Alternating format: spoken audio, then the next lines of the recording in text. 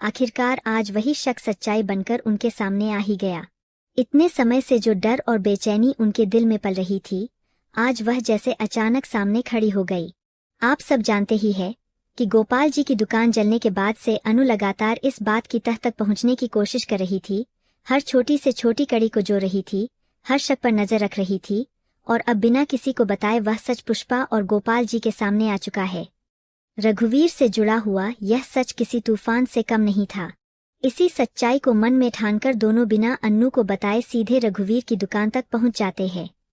रास्ते भर उनके दिल में डर, गुस्सा और बेचैनी तीनों एक साथ दौड़ रहे थे। जैसे ही वे उस जगह पहुंचे, वहां का माहौल देखकर दोनों सकपका जाते हैं।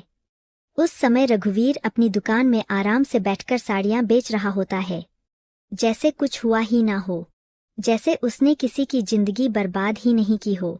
उसका चेहरा बिल्कुल शांत, आंखों में वही पुराना घमंड। यह देखकर गोपाल शर्मा के अंदर भरे लावा जैसा गुस्सा फूट पड़ता है।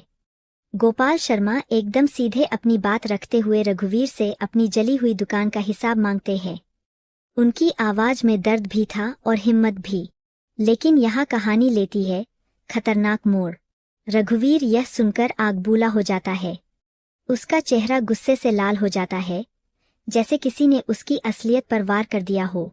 गुस्से में वह पहले तो गोपाल शर्मा को धमकाता है, दहाड़ते हुए बोलता है कि वह कुछ भी नहीं कर सकता, और फिर हद पार करते हुए उन्हें जबरन कुर्सी पर बैठाकर रस्सी से बांध देता है।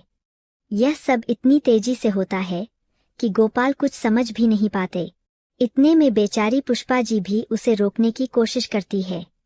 वह बार बार कहती है कि ऐसा मत करो, लेकिन रघुवीर उन पर भी हाथ डालने से पीछे नहीं हटता। वह उन्हें भी पकड़ लेता है और धक्का देकर किनारे कर देता है। इसके बाद रघुवीर का गुस्सा इस कदर बढ़ जाता है कि वह गोपाल शर्मा को लगातार टॉर्चर करता रहता है। उनके हाथों में दर्द, चेहरे पर खरोंचें, मन में डर, सब एक दूसरे से लड़ रहे थे। हालात इतने बिगड़ जाते हैं कि रघुवीर खुद गोपाल शर्मा के चेहरे पर कालिक पोत तक का फैसला कर लेते हैं। यह बात सुनकर पुष्पा के अंदर सब कुछ